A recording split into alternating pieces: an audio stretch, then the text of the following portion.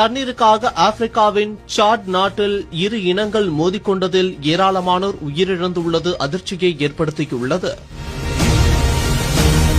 மூன்றாம் உலகப் போர் தண்ணீருக்காக தான் ஏற்படும் என பலர் கூறி வரும் நிலையில் அதனை உண்மையாக்கும் வகையில் தண்ணீருக்காக பெரும் போர் தற்போது ஆப்பிரிக்க நாடான சாட் நாட்டில் நடந்து வருகிறது.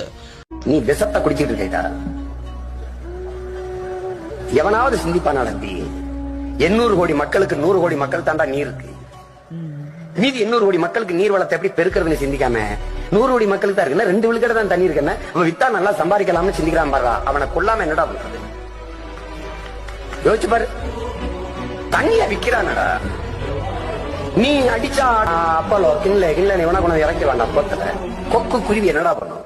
மானும் மைனாவும் என்னடா பண்ணும்? யானை புலி சிங்கங்கள் எல்லாம் என்னடா பண்ணும்?